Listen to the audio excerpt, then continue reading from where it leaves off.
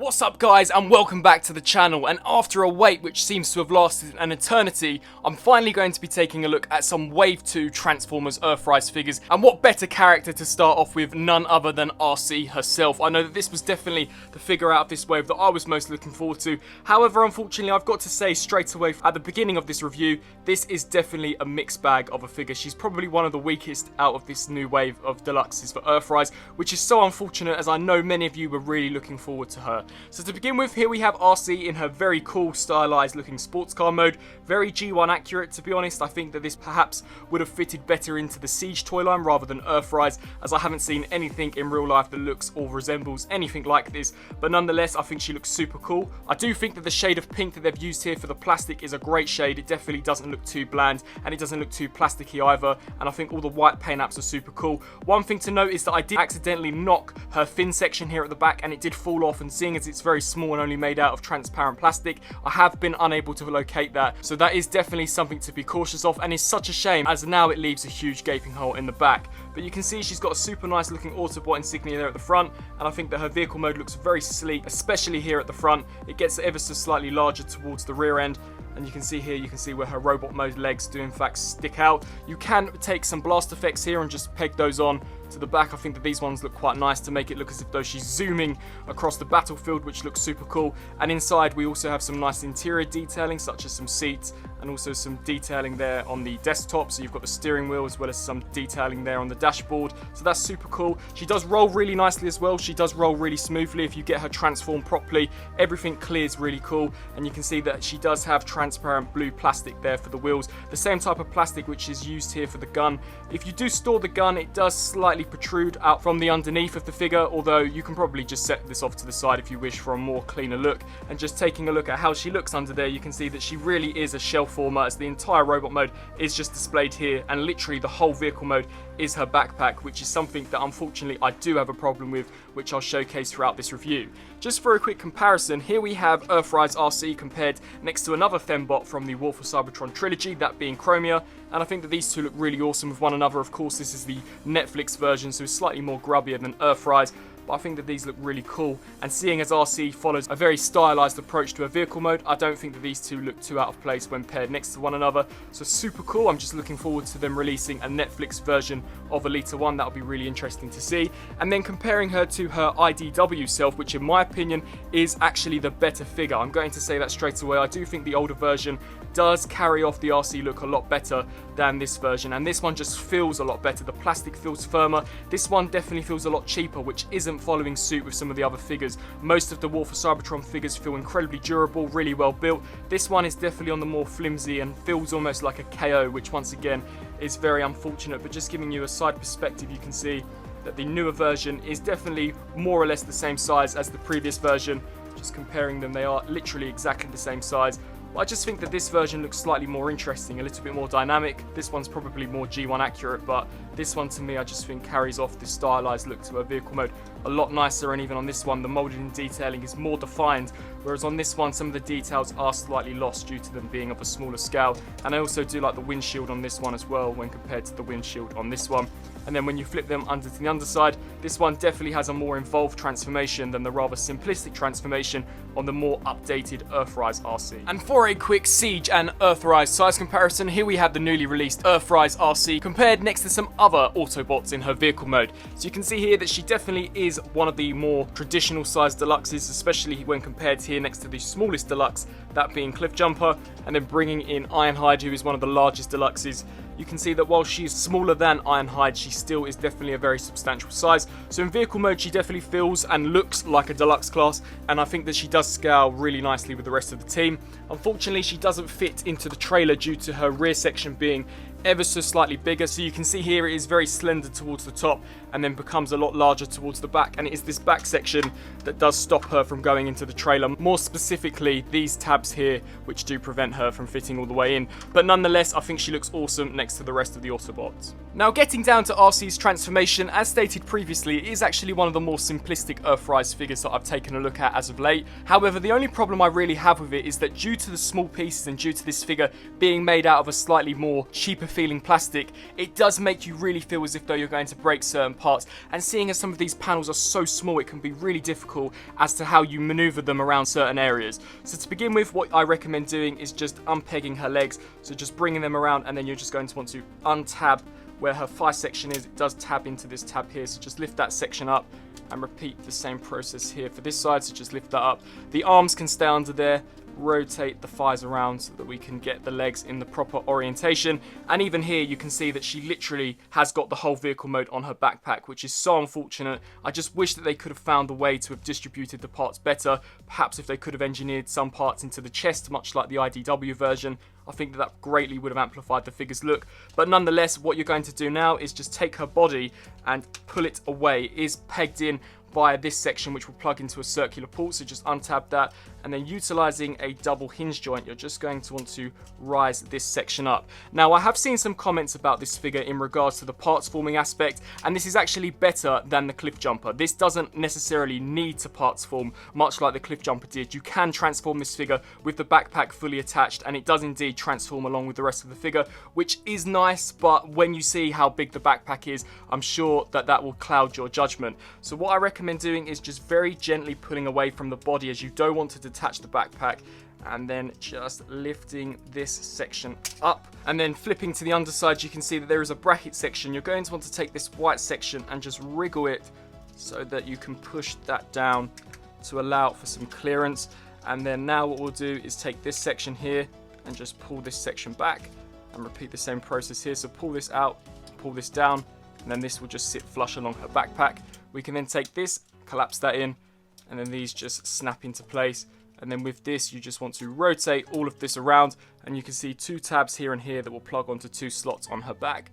So just align both of those up accordingly, collapse this down into her backpack, and there is the transformation for Earthrise Arcee with the completed backpack configuration. And so here we have Arcee fully transformed up into her robot mode with the backpack still attached. And I've got to say that, to be honest with you, it doesn't look as bad as some of those initial press photos made it look upon first glance. It is actually quite a concealed backpack. It definitely does compress quite a lot on her back. And quite honestly, it doesn't bug me nowhere near as much as I thought it would have. And considering that it is detachable, believe me, she looks a lot better with it detached. But I'll show you that feature later on in the review, just giving you a quick 360-degree rotation. I have dimmed the lights ever so slightly just so you can see some of the white detailing that she has on her legs and head.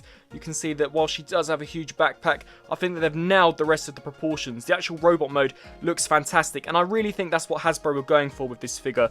100% accuracy to the G1 cartoon. The vehicle mode looked amazing, and the actual robot mode looks great as well. Just with that backpack, oh, I'm not too sure how else they would have managed that without compromising the look of the robot mode. As stated, perhaps they could have done something with the chest. I just really don't know. But setting the negatives off to the side, something which is quite cool is her details. Taking a look at her head sculpt, you can see that of course it is very reminiscent of Princess Leia with the buns on the other side of the head, which I think looks quite cool. I will bring out the IDW version in just a second, but something which I wish they would have done with this figure is just put some more paint apps on the head. I really wish they would have painted the lips pink. I wish that the actual faceplate would have been a more lighter shade of pink as well, and I do wish that the groove detailing here could have been a darker gunmetal colour. The entire head is just cast out of this white plastic with the eyes painted in blue, which does make the head sculpt look slightly bland, which is unfortunate. As you can see here, there is some nice sculpting and detailing on it. I think that the chest sculpt is really nice. This entire torso area looks super cool, and I think all the paint apps are really nice and crisp. The Autobot insignia is correct and present there at the top, and I think that her arms look super cool. You can see here is her blaster. It is done this time in a transparent clear piece of blue plastic, and you can see some really lovely detailing on there as well. This is really nicely sculpted, but seeing as once again it is transparent plastic with no paint apps, some of the detail is unfortunately lost. I think that the proportions to her thighs and to her shins are really nice. She is slightly slender down towards the shins, however that is accurate to her proportions on the show. And of course, taking a look at that backpack one more time before we detach it, there is no denying that it definitely is an eyesore, but once again it is nowhere near as bad in person as the camera and some of the pictures make it out to be. In terms of articulation, this was actually an area that surprised me, seeing as she has a rather slender, slim build. I would have thought that some of the articulation wouldn't have been possible, but this figure has as much articulation as some of the other Earthrise figures. So she does have a ball joint which is incredibly stiff. It can rotate left to right as well as look up and down ever so slightly. As I stated, the joint is incredibly stiff. The arms can rotate up and down as well as hinge out to the sides.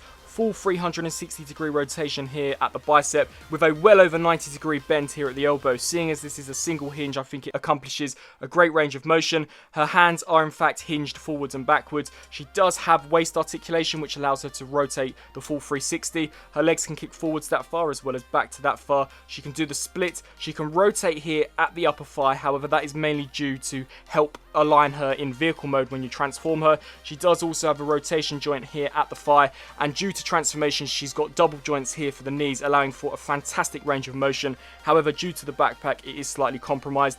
We do also get the feet, which can pivot forwards and backwards, and something which I wasn't expecting whatsoever on this figure, seeing as how slim the joints are. She does indeed have ankle pivot, which is fantastic, as initially I didn't think she would, so that is superb. Really nice articulation on this figure. Now, turning to the removal of the backpack, something which I'm sure most of you are waiting for, as it does greatly improve her look. What you're going to want to do is just detach it from these two tabs, rotate this section around, and here you do have this section which is slightly different from this side, and that's because this is actually a spring-loaded mechanism that when pushed will release this tab, allowing you to slide. I can just demonstrate that, these white pieces away. So this one isn't hooked in, it is only this one, but with that you can just slide the backpack clean off, and then it gives her a much more G1 accurate slender profile, and she just looks a lot better for it. Removing that backpack does make her feel incredibly lightweight and a little bit more cheaper than she already did feel, but there is no denying that I think she looks so much better with that backpack removed now. And as I stated, it is an option that Hasbro give us. You don't have to remove it if you don't want to parts form. It can easily still be used on the figure when you transform her, so that is super cool. And just getting it into its flight mode or its hoverboard mode, you just want to rotate this piece around so that it's not visible. You can keep these pieces flush here, or you can take them and actually hinge these sections outwards to make it look as if though they're spinning engines, lifting her off the ground, and then you can just compress that up all the way. You can see two ports here and here, which do indeed peg into these two slots on the bottom of her feet, so you can snap her into place if I just align that properly, and you can have Arcee flying around the streets of Cybertron or Earth on her hoverboard, which I think is actually quite a cool look and is just a nice play feature for this figure to have. For a quick comparison between the new Earthrise Arcee and the previously released IDW's Arcee, I still go back to my previous point and say that the IDW is the better figure overall. I just think that aesthetically it looks a lot more pleasing and is a lot more visually interesting, particularly the paint apps in the head sculpt. Now I know that this came in the box set, so I think the paint apps are slightly different from the regular release, but you can just see what paint apps do. It really does amplify the sculpt on this, and if they could have put this type of paint apps on this head, it would have looked amazing. This figure also has the benefit of light piping, meaning that she looks alive at all times, whereas the darker blue eyes just don't really resonate well with me, and I don't think that they look great on the sculpt. A lighter blue I think would have looked a lot better, but just comparing the two, you tell me down in the comment section below which one you prefer. And even with the backpack removed, I still think that this one does a better job in concealing it. So definitely, for me, if you have the previously released IDW Arcee and you're not so inclined to actually pick up the Earthrise version, then you're definitely not missing out on much, as this is still a really awesome figure.